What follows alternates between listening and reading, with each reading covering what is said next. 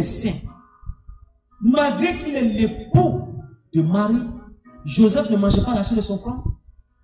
Il n'était pas charpentier, raboteur de bois. C'est grâce à Joseph qu'on a les poids qu'on place sur nos maisons. Mais comment atténuer la souffrance de l'homme? C'est ce qui m'intéresse dans le démarquage. Lorsqu'on se démarque de Dieu, on n'atténue pas la souffrance, mais on augmente l'exagération à la souffrance.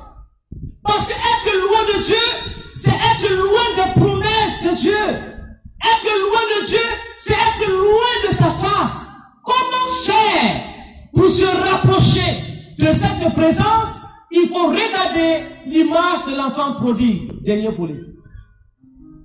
C'était juste l'ouverture. Cette année, la communauté prêchera sur Adam, où es-tu? Jusqu'à la fin de l'année pastorale. Et plusieurs sous-thèmes seront donnés. Comme j'ai dit, c'est l'ouverture à nos activités. Au niveau du pouvoir un peu partout. Quand tu commets un péché, dis péché. Il n'a pas entendu. Péché. Quand tu commets un péché, même tuer même un moustique, c'est un péché. Tuer un cafard, c'est un péché. Tuer une fourmi, c'est un péché. Il y a 3 âmes. Il y a l'âme humaine. Il y a l'âme végétarienne. Et puis il y a l'âme... comment? Je vais chercher où donner. Il y a 3 âmes sur la terre.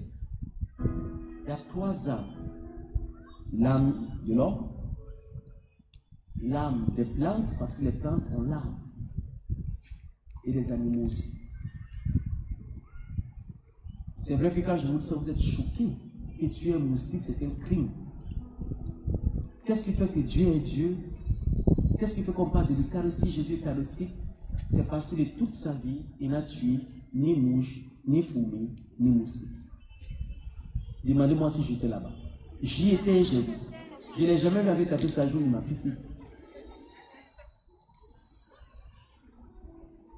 Les gens, ceux qui ont les oreilles pour comprendre, comprennent ce que je veux dire. Lorsqu'on commet un péché, on revient à Dieu. Regardez Job. Job, il est assis à la maison, il convoque ses enfants et dit allons au temple. Pour rien comme ça, un matin, il se lève et dit allons au temple donner des sacrifices à Dieu. Pourquoi? Il dit peut-être que l'un de mes fils a fait un péché. Peut-être. Il ne confirme pas. Il n'est pas dans la certitude de ce qu'il pense. Mais il dit peut-être que l'un de mes fils a commis un péché. Je vais faire un sacrifice. Pour terminer, frères et sœurs, que chacun de vous revienne vers le Seigneur comme l'enfant prodigue. Le temps de carême, temps de repentance, temps de bénédiction. Si tu ne sors pas de ce jardin d'échecs, tu ne verras jamais la gloire de Dieu sur ta vie. Alors, premier échec à sortir. Les femmes mariées, soyez fidèles à vos époux. Les hommes mariés, soyez fidèles à vos épouses. Deuxième, les filles célibataires qui n'ont personne dans leur vie, priez pour ne même pas avoir. Voilà, ça arrive là-bas.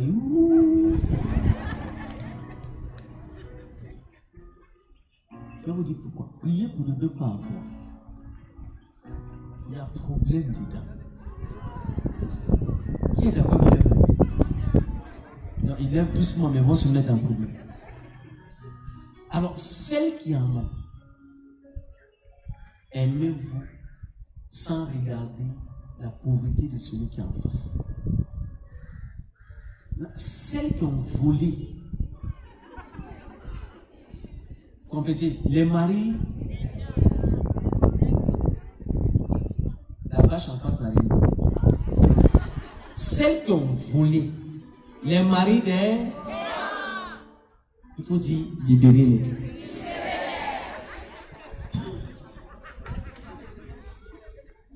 Souvent on les libère, ils reviennent en prison. Alors, si vous les libérez, si vous restez fidèle à vos engagements, la dame du jardin d'Éden n'est pas la dame actuelle. Mais la dame actuelle, c'est l'enfant prodigue qui revient vers le Père. Vous lui demandez pardon de tous ses péchés. Je suis sûr que 2014 sera une année décisive pour tous les fils de la Côte d'Ivoire, en particulier pour ceux qui sont venus à cette prière de Dieu. Que Dieu te bénisse au nom du Père et du Fils et du Saint-Esprit. Alors on va se lever. Je vais prier maintenant pour toi. Fermez vos portables. Veillez sur vos sacs. Il y a des femmes voleuses maintenant.